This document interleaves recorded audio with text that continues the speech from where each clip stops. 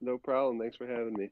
So the quote that I was talking about after the game, a huge media scrum in your guys' locker room, and one of the reporters asks you, what is the feeling like? And I don't know if you said it first, but the group, someone that said it's like your first Fortnite victory, and you repeated that sentiment. Yeah. Um, what was going through your mind when you made that quote? Uh, I mean, I don't remember exactly, but I remember just found out Ninja had just tweeted a picture of us, and we were doing the Fortnite celebrations, on the sideline and stuff. So Fortnite was just in our minds. So, we were all just talking about Fortnite and just kind of working in as many answers as we could. So, just kind of spawned off of that. And Ninja's the biggest Fortnite gamer in the world. He actually tweeted at you guys before the game, I'm pretty sure. So during the game, he tweeted like a picture of the game going on. And then afterwards, we were talking about him like in the post game interviews. So he retweeted a couple of our videos and then he actually FaceTimed us on stream, like while he was streaming. What was it like being able to chat with him on the FaceTime? It was so crazy because like the like past couple months before the game, like in the locker room, like we're always just showing each other like his clips and stuff that he posts on Instagram and Twitter. So it was just kind of like it almost didn't seem real to just see like the blue haired guy like FaceTiming us. It was so funny. Yeah, it seems like he became a pretty big supporter of you guys throughout the Yeah, tournament. it was pretty cool. And so you guys, all in that interview that I was talking about, where you had your quote, you guys also talked about how you play Fortnite before the games. You played Fortnite before you guys upset Virginia. You played Fortnite before your conference championship game. Was that something you guys always did before games? Was that a pregame ritual? Yeah, pretty much. There's about like 8 or 9 of us that always play the game, and we're always playing together and stuff. And it's not so much a ritual; it's just like we always just really want to play. So, and there's not much else to do in the hotel rooms. We have a lot of downtime when we're on the road, so there's nothing really else to do. So we might as well play. And was this something you guys did like the whole season, or just did this start, the conference during the conference tournament, or when was this? I'd say like the second half of the season. I'd say like from December on. Like once it got popular, we're like everyone was playing it at that time. So. And for yourself and the other guys on the team, what about the games got you guys hooked? I mean, it's just like it's different from the past couple games. It's like Call of Duty's just been like the game like by default for the past couple years. So I mean, like people play like first person and stuff, but when you want to play with friends, it's nice to have like a different type of game to play with friends. And I think it was just kind of interesting to have a battle royale because PUBG. I mean, I liked watching PUBG and stuff, but it was only a PC game up until recently. But with Fortnite available on PS4, it gave us all a chance to play and experience it. And I think that was what made it cool. Did you watch a lot of PUBG like on Twitch or YouTube or anything before you started playing Fortnite? Yeah, so I mean, like I said, I play on PS4, so I couldn't play it, but I just, I enjoyed watching it. I like the battle royale aspect, and I like that you can use vehicles, and you know, I think it's cool that Fortnite recently added the vehicles in and the shopping carts and the now the golf carts. So, adding the things I like from PUBG. But yeah, I always watch PUBG.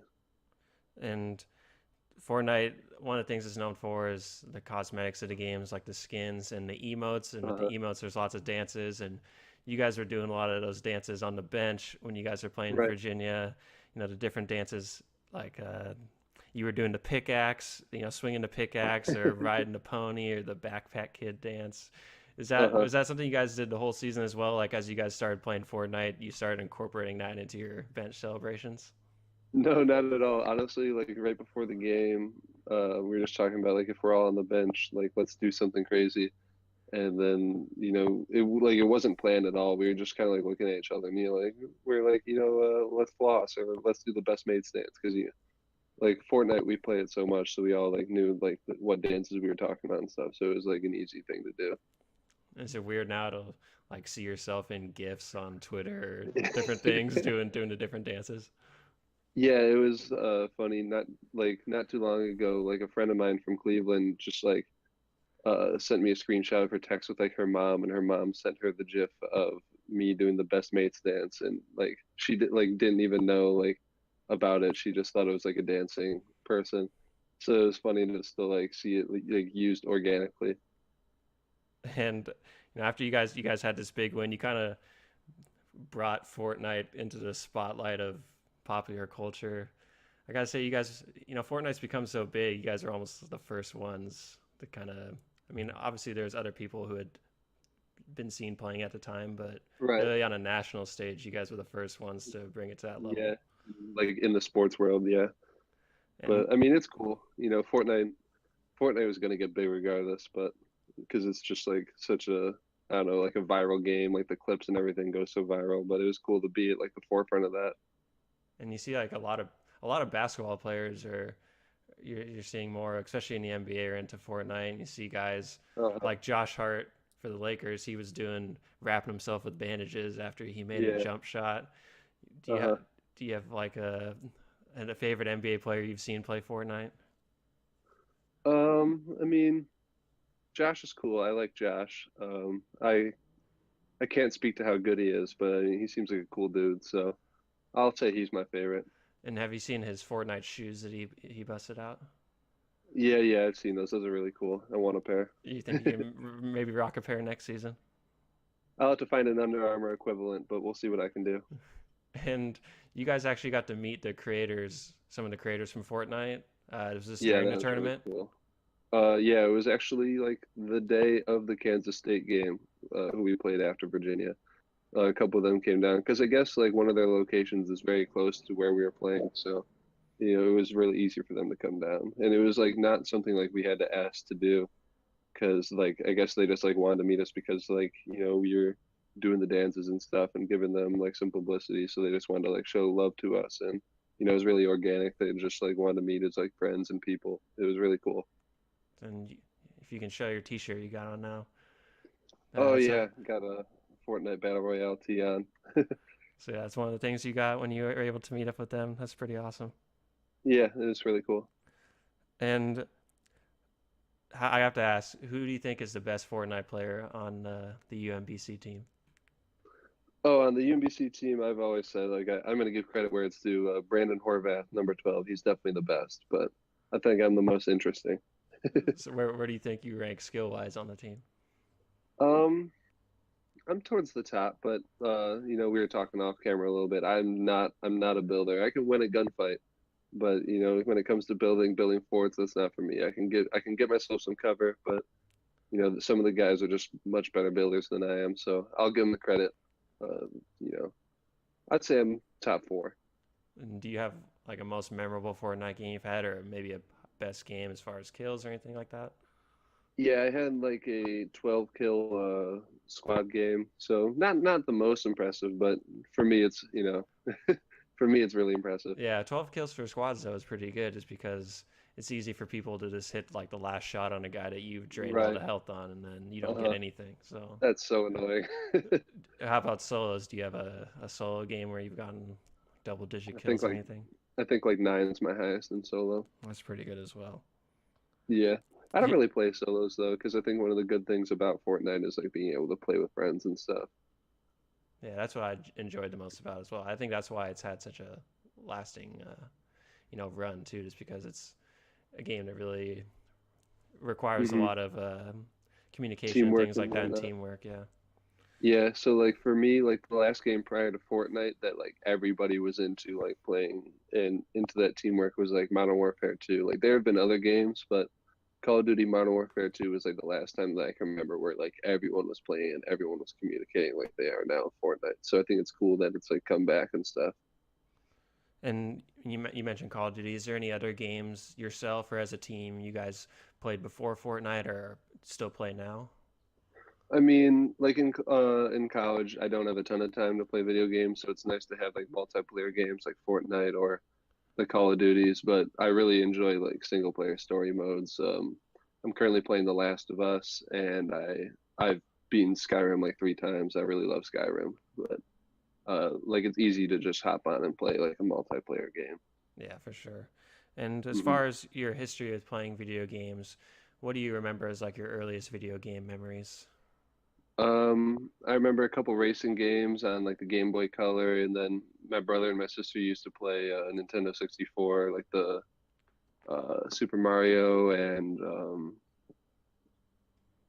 what's the Super Smash Brothers is what Yeah. we used to always play. So Nintendo 64 was like the first system, and then I had a Game Boy Color that I used to play all the time too. Did you have like a favorite game growing up? Growing up, it was probably Pokemon, but then as I got into like, my adolescence, it was all Call of Duty. And did you collect Pokemon cards? That's something I did. I I definitely did. Yeah, I remember having huge binders, and I think I ended up just either like giving them away or I selling could them at a not tell you garage what sale. happened to mine. I could not tell you what happened to mine, but I had so many. I feel like every time I used to go to the grocery store with my parents, I used to like make my mom buy at least a pack. And playing Call of Duty, was that like in middle school and high school, or?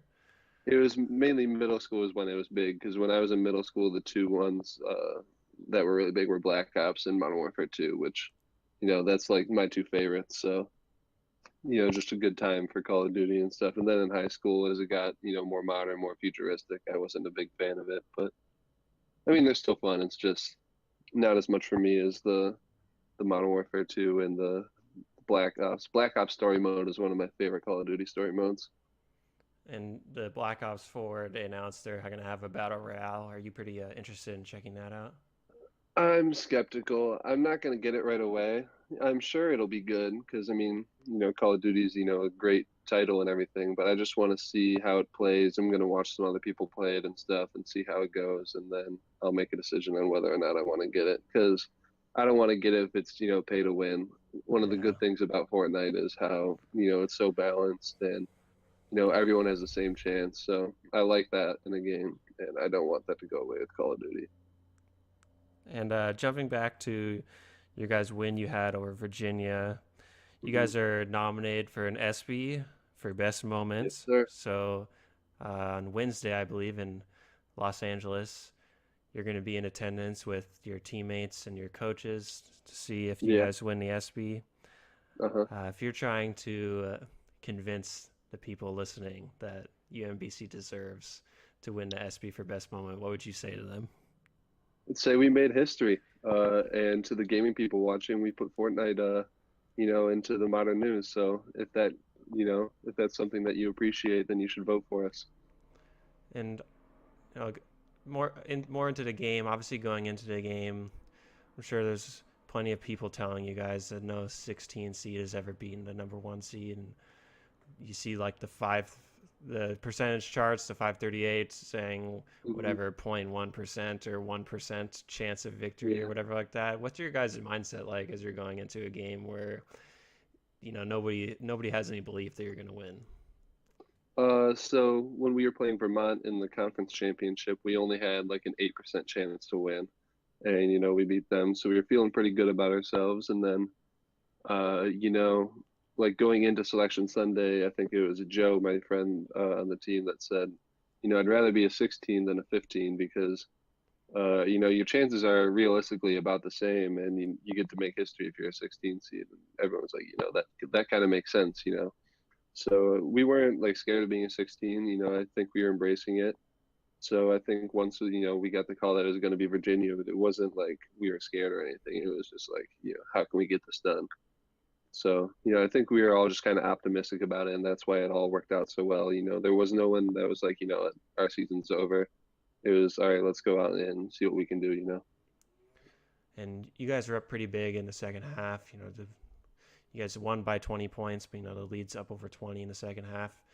Is Hmm. there is there like a point in the game where it kind of sinks in? Maybe your adrenaline dies down a little bit, and you're kind of realizing that this is going to happen. No, not at all. The whole time I was like, all right, well, it's Virginia. They got to make a run. They got to at least make it interesting. But then, each media kept going by, and we still had like a solid lead. So it was like, I guess strange was the word to describe it. I wasn't like in shock, but it was just kind of odd. I was just expecting it to go way differently. Even when I figured we were going to win, I figured that it was going to be close. They're going to come back, they're going to cut it down. But the whole year, like a team like Virginia doesn't have to play like coming back from a deficit. So when they're put in that predicament, they don't really know what to do. which is a credit to Virginia. You know, if you can go your whole year without being down like that, that's amazing. You know, we certainly couldn't do it. And after the game, I'm sure it was pretty crazy. I'm sure you're getting texts from every person you know, congratulations and all that kind of stuff. What were the moments in the? I mean, you have to turn around and play 2 days later, but like the day after the game and the night of, what was that like for you and the team?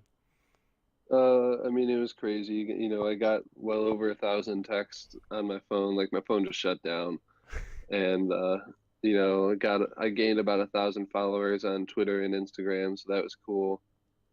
You know, it was just insane. You know, eventually, coach he was like, you know, you guys got to stay off your phone. Like it's never gonna end. So you can check it out every once in a while, but you know, we got another game, so we got to stay focused. And you know, really trying to reel us in, but I mean, it's hard after a moment like that. For sure. And then when you guys came back to campus, I'm sure that was pretty crazy as well. What's kind of life been like on campus after such a big win? Right after it was pretty cool. You know, so when we came back, we were all on spring break, so we didn't really see that many people. But then, as people came back, you know, sports have never really been big at UMBC. It's never been a sports school by any means. It's very academically structured.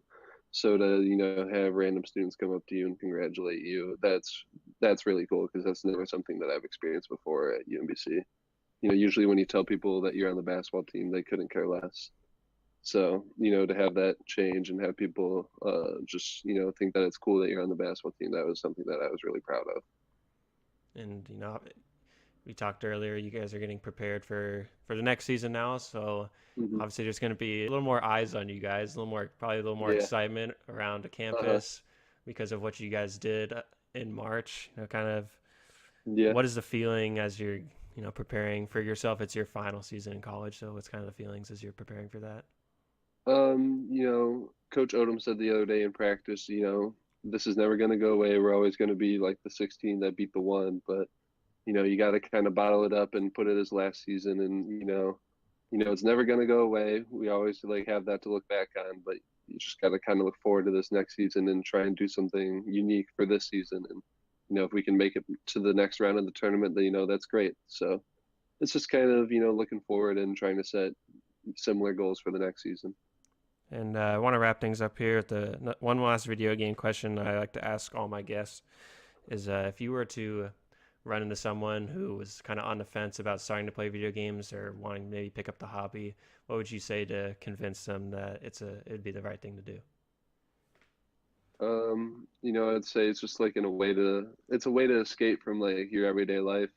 You know, if you're tired of working your office job, you can come home and you know, you can fly into a battlefield with 99 opponents, or you can explore Skyrim, or you know, you can do whatever. You can just like you know create your own life. You can just kind of escape whatever you're going through, and I think that's like what's really nice about gaming, because like there's so many days where I come home from like a long day of practice in school. It's just nice to relax and like put something on, you know, and just relax for a little bit and play a game and kind of escape into your own little world. All right, and finally, before we get to some Fortnite games here, is there anything you want to plug, any social media or anything like that before we end the interview portion? Yeah, follow me on Twitter, follow me on Instagram at NOLOGZ, NOLOJEEZY. I'll interact with you guys, you know, I'll tweet back, I'll like your tweets, all that stuff. And I'm actually gonna put in the chat for the link to vote for UMBC and the ESPYS. Yeah, So yeah, please do vote for us for the ESPYs. I guess that's a good thing to plug too. yeah, have you been to Los Angeles before? I've never been to the West Coast at all. Wow. So you're looking forward to seeing something a little different? Yeah, it's gonna be nice. You know, I come from Ohio where the weather is always kind of awful, so it's gonna be nice to have something really nice. So are you a Cavs fan? I'm a LeBron fan primarily, but I'm always gonna root for the Cavs. So I mean, obviously, like LeBron was kind of sad to see him leave Cleveland. I think he needed to. I don't hold it against him at all. But I mean, I hope he can finish his career in Cleveland, but I hope he can accomplish like his personal goals wherever he goes. You know, wherever he, you know, however his career plays out, I guess I should say.